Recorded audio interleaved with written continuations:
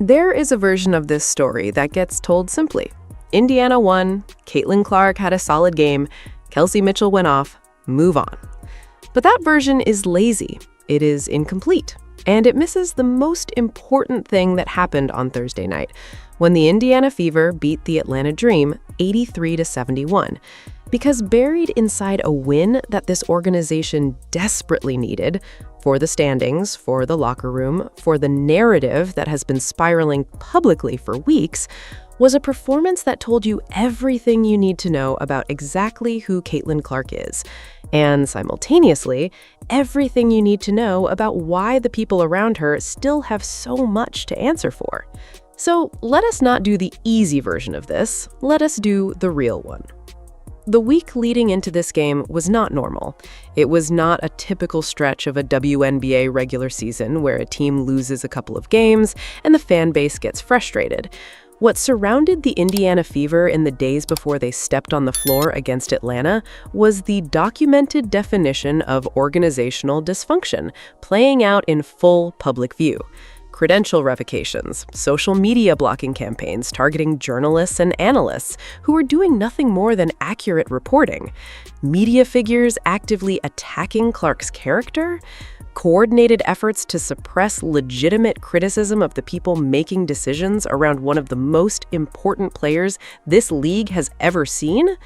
That was the environment. That was the week. And Caitlin Clark walked into Thursday's game carrying all of it, and still produced a performance that the most honest analysis of this season cannot ignore. Let us start with the shooting numbers, because intellectual honesty demands we go there first, without softening it, without framing it in a way that buries the truth under celebration. 6 of 17 from the field, 2 of 8 from three-point range. That is not good. There is no analytical framework that converts those percentages into efficient offensive production. 2 of 8 from beyond the arc is a continuation of a perimeter shooting pattern that has surfaced across multiple games this season and represents a genuine area of inconsistency that Clark herself would be the first to acknowledge. 6 of 17 overall means she missed more than half of her field attempts in a game that the Fever needed to win badly. If you are looking at those shooting numbers in isolation, you are looking at a guard who did not shoot the ball well on Thursday night. That is the complete, unqualified, honest assessment of that dimension of her performance. Now, here's where the story stops being simple. She still finished with 17 points, 8 assists, 7 rebounds, in a game where her shot was clearly not falling at the rate her talent level produces, in a week where the organizational environment surrounding her has been one of the most publicly documented examples of institutional failure that professional sports has witnessed in recent memory. She produced a triple-double adjacent statistical line while shooting 6 of 17. And that combination, that specific convergence of a bad shooting night with a genuinely complete and genuinely impactful overall performance, is precisely what separates Caitlin Clark from every other guard operating in this league right now. Not theoretically, not as an argument built on potential, as a documented, observable, statistical reality. Think about what that actually means in competitive basketball terms, because the implications are significant and they deserve to be stated plainly. When your primary scoring guard has a bad shooting night and she's a one-dimensional offensive option, the stat line collapses. It goes to nearly zero. The contribution disappears because when the shot is not falling, there is nothing else there to compensate. There is no facilitation, no meaningful rebounding, no defensive value that fills the gap the missing production created. The team absorbs the dead weight of a player who is on the floor, but not making them better in any measurable way. That is not what happened with Clark on Thursday. When her shooting was off, she found 8 different ways to make her teammates better. 8 assists. 8 times she read the defense, identified the right pass, and created a scoring opportunity for someone else wearing Indiana's colors. And 7 rebounds. 7 times she competed for and secured the basketball, extending possessions, denying second opportunities to Atlanta, and doing the physical work that guards at her level simply do not consistently bring. This is what complete players look like. This is what generational talent looks like when you examine the full statistical context of what they produce, not just the glamour metrics that casual observation gravitates toward. And there is one more thing about Thursday's performance that did not show up in the shooting percentage, but that shaped the entire competitive arc of the game in a way that cannot be overlooked. She scored or assisted on 9 of Indiana's first 11 points. 9 of 11. Before the game had established any rhythm, before Mitchell had found her groove, before Boston had started hitting from the perimeter, Caitlin Clark was already building the foundation that everything else was constructed on top of. She set the competitive tone. She established Indiana's early identity. She gave the Fever the platform from which the rest of the performance was launched. The opening sequence of this game belonged to Clark in the way that Indiana's best basketball has consistently belonged to Clark all season long whenever the system actually gives her the space to operate within it.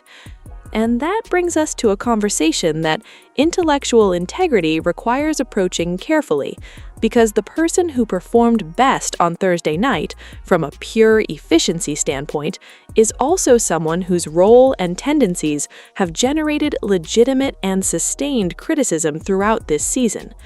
Kelsey Mitchell had a spectacular game. That sentence needs to be stated clearly, without qualification, without immediately pivoting to the concerns that surround her broader contribution profile. 25 points, 11 of 15 from the field, 3 of 4 from three-point range. The third quarter belonged entirely to Mitchell in a way that was genuinely remarkable to watch. When Indiana needed momentum expanded, when Atlanta's defense was shifting its attention and resources toward neutralizing Clark's facilitation, Mitchell erupted. She did not ease into the quarter, she took it. The burst she produced in those 10 minutes was the kind of individual scoring sequence that explains why she has been a legitimate offensive weapon at the professional level throughout her career. 11 of 15 from the field is elite efficiency by any analytical standard applied to any position in any league. 3 of 4 from 3 in a competitive game with real postseason implications for the opposing team is exactly what her role requires when her shot is fully alive and the defense is occupied elsewhere. The competitive record of Thursday's game looks different without what Mitchell produced. That is not a subtle point. That is a direct acknowledgement that her contribution was a primary driver of the final margin. Indiana did not just survive Atlanta's resistance, they expanded the gap in the third quarter specifically because of what Mitchell did, and any honest accounting of this game acknowledges that without hesitation. But complete honesty means holding two things simultaneously, even when one of them complicates the celebration. 2 assists in a game where she shot 11 of 15 and had ample opportunity to function as a secondary playmaker when defenders collapsed on her drives. 2 assists continues a pattern that observers who want to see more from Mitchell's complete game have been raising as a legitimate concern throughout this season. The facilitation dimension of her game, the willingness and ability to move the ball when the defense adjusts, rather than continuing to attack into collapsed coverage, remains an area where her production does not match her talent level or her experience. That is a real observation. It sits alongside the 25 points and the elite shooting efficiencies simultaneously, because that is what honest analysis requires. In this game, on this night, Kelsey Mitchell was the offensive force that made Indiana's victory margin what it became. That is the bottom line, and it deserves to be the headline of her individual performance. Aaliyah Boston was another significant contributor to Thursday's outcome, and her performance contains a dimension that has the potential to genuinely change how defenses approach Indiana, if it continues developing the way Thursday suggested it might. 19 points, 6 of 12 from the field, 3 of 4 from three-point range, 7 rebounds, 2 assists. The shooting efficiency was solid across the board, and the rebounding presence was consistent with what Boston brings to this team on a nightly basis. But the three-point dimension is the element that deserves the most careful attention, because what it represents for Indiana's offensive ceiling is substantial. 3 of 4 from beyond the arc in a competitive game. If that perimeter production becomes a reliable and recurring part of Boston's offensive output, it fundamentally complicates how opposing defenses can construct their game plans against Indiana. When Boston is a threat from the perimeter, the coverage decisions that defenses have been able to make with relative comfort because she was primarily functioning in the interior positions, where her most historically developed skills have been most pronounced, become significantly more complicated. Help rotations change, defensive positioning changes. The entire geometry of how a defense can sag off and compress the paint against Indiana's offense changes. 3 for 4 from 3 is one game. It is not a trend yet, but it is a meaningful data point. The observation that Boston continues to operate predominantly at the perimeter rather than in the interior positions where her most historically developed skills have been most pronounced remains a legitimate coaching philosophy conversation. Her post-game, her footwork around the basket, her ability to score in the low and mid-post, these are skills that have been visibly underutilized within the current system's deployment of her. The coaching decisions that keep her at the three-point line rather than building the offense around her interior presence at times represent a choice that does not fully maximize her complete skill set. But 3 for 4 from 3 is real, and it produced real points in a game that required real offensive production from multiple sources. Boston delivered. An honest analysis holds both dimensions at once, rather than using one to erase the other. For Atlanta, the story of this game was largely about collective shooting failure, compounded by the kind of individual performance gap that no team can overcome against a motivated opponent with Indiana's talent level. Angel Reese was the most competent performer from the Dream side of this matchup. 4 of 9 from the field, 11 points, 10 rebounds, a double-double. 4 turnovers that hurt Atlanta's offensive continuity at moments when they needed possession security most. The rebounding production was genuine, consistent with the interior competitive presence she brings across the stretch of her career. The double-double reflects real contribution within her role. The three-point attempt that went dramatically and memorably wide was an outlier moment within what was otherwise a steady performance relative to what Atlanta needed from her. The problem for Atlanta was everywhere else. Alicia Gray managed 5 of 18 from the field. Ryan Howard produced 2 of 9. When your primary scoring options combine to shoot 7 of 27, the arithmetic of competitive basketball becomes brutal and unforgiving. No individual standout performance from any single role player is mathematically sufficient to compensate for that level of collective inefficiency from the players you are counting on to generate the bulk of your offensive production. Atlanta's supporting cast failed to match the competitive output their record and reputation suggested they were capable of delivering, and Indiana was prepared and hungry enough to take full advantage of every possession the Dream's shooting struggles provided.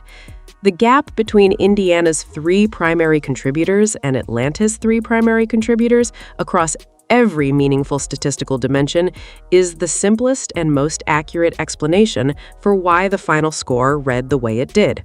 Now let us talk about coaching, because this is where the most careful and most honest analysis is required.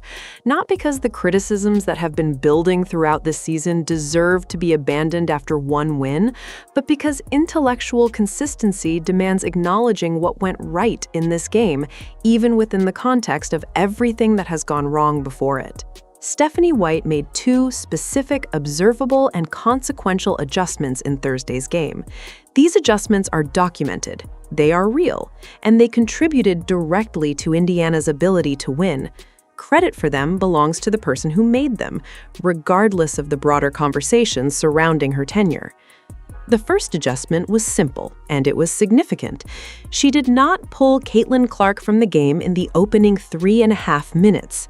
That pattern, removing Clark during productive opening stretches and creating the momentum vacuums that have produced devastating and well-documented scoring runs against Indiana in multiple previous games this season, was not repeated Thursday. Clark played through Indiana's competitive establishment period. She was on the floor for the 9 of 11 points that set the tone for everything that followed. The momentum that her early presence created was not interrupted before it could fully develop. That is a specific and documented departure from the pattern that has produced the most damaging competitive consequences this season, and the results in this game were demonstrably better than the alternative produced in the games where that pattern was repeated.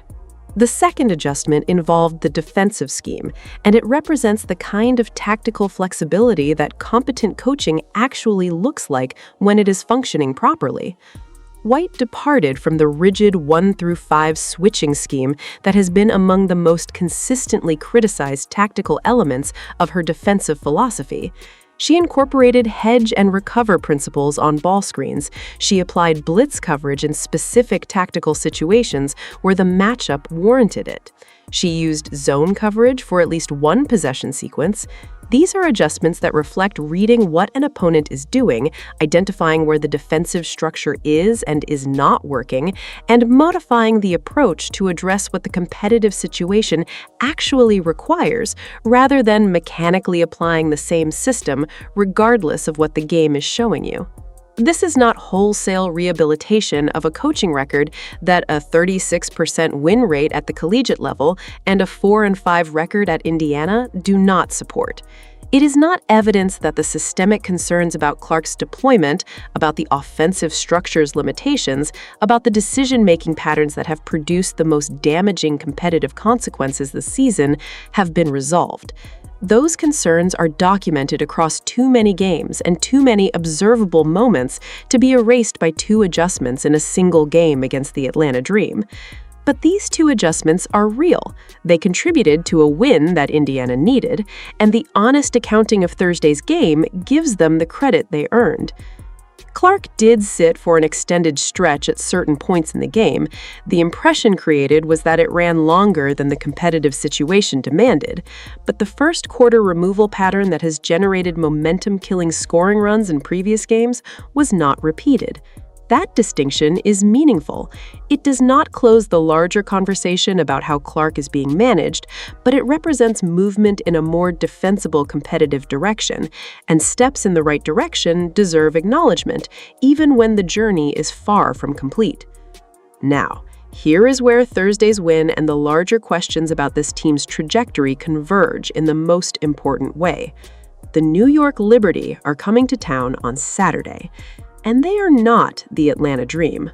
The Liberty are a championship-caliber organization built around elite talent, elite coaching, and the kind of defensive sophistication that is specifically designed to find and exploit every systemic weakness that still exists within Indiana's offensive structure. The disjointed ball movement that characterizes this offense at its least effective moments, the tendency for possessions to terminate in individual creation rather than flowing through the collective movement and spacing that makes offenses genuinely difficult to stop at the highest level. The questions about Clark's deployment and usage that one game against Atlanta cannot fully resolve. The Liberty coaching staff will have identified every one of these vulnerabilities in their preparation for Saturday's game. They prepare more thoroughly than almost any team in this league. They will come ready. The adjustments White made on Thursday need to be understood through a specific and important lens. They are not a ceiling. They are the minimum sustainable standard going forward. The concern that every observer following this team closely has raised in the days since this win is the same concern that has been raised after every momentary improvement this season. Whether what changed on Thursday represents a genuine philosophical evolution in how this team is being coached, or whether it represents a temporary accommodation to the level of external pressure and public scrutiny that was simply too intense and too visible to ignore in the short term. Clark needs to remain on the floor during her productive stretches with the same consistency Thursday demonstrated, not as a one-game adjustment, but as the permanent baseline for how this team is managed. The defensive scheme flexibility needs to continue expanding and deepening, not revert to the rigid switching patterns the moment the immediate pressure of this week's scrutiny fades. The offensive structure needs to keep evolving toward the pick-and-roll usage and movement-based creation that Clark's facilitation capabilities are built to maximize. And the coaching decisions made in Saturday's game against New York will tell us more about what this team actually is and where the season is actually heading than Thursday's performance against Atlanta was capable of revealing on its own. Because here is the thing that has to be said about this entire week, about everything that surrounded Thursday's game, about the organizational environment that Caitlin Clark has been competing inside of throughout this period. It was not a normal week. It was not a normal organizational moment. The credential revocation of a credentialed media member, the systematic social media blocking of journalists and analysts engaged in accurate reporting and legitimate analytical criticism, the media figures publicly attacking Clark's character in what the documented evidence increasingly suggests was a coordinated effort to suppress and discredit coverage that reflected poorly on the organizational decisions being made around her. The mounting evidence that the people in positions of institutional power within this organization have spent energy and resources on managing the narrative around their decisions rather than improving the decisions themselves. Through all of that, Caitlin Clark showed up on Thursday night and produced 17 points, 8 assists, and 7 rebounds. She competed completely across multiple statistical dimensions in a game that required the team around her to actually function. She set the early competitive tone. She put her teammates in positions to succeed. She did not let the shooting inefficiency collapse her contribution profile into zero, the way it would for the players she is most frequently compared to. She did the complete work of a complete player while carrying everything that this week placed on her shoulders. The gap between what Caitlin Clark brings to Indiana in every single game, regardless of shooting inefficiency, regardless of organizational dysfunction, regardless of whatever is happening in the surrounding environment outside the lines, and what the organizational environment around her has been providing in return, remains the defining, unresolved reality of this entire season. One victory against the Atlanta Dream does not bridge that gap, but it demonstrates something important. It demonstrates that the floor of what this team is capable of producing when the most egregious coaching decisions are avoided and the talent is given something approaching adequate deployment is a competitive team. A team that can beat quality opponents, a team that belongs in the postseason conversation with legitimate standing. Saturday will tell us considerably more. The Liberty will extract answers from this team that Atlanta was simply not equipped to pull out of them. The coaching decisions in that game, how Clark is managed, how the defensive scheme is structured, how the offensive system adapts to the challenge of facing elite opposition, will determine whether Thursday was the beginning of something real or a welcome but ultimately isolated performance surrounded by the same unresolved structural concerns that have defined the season's most troubling chapters. The standings show Indiana moving in the right direction. The questions about whether the people making decisions around this team will sustain that direction remain open. And Caitlin Clark, as she has been from the first game of this season to the last, is producing at a level that makes everything possible. If the people around her finally start making decisions that actually reflect what she is.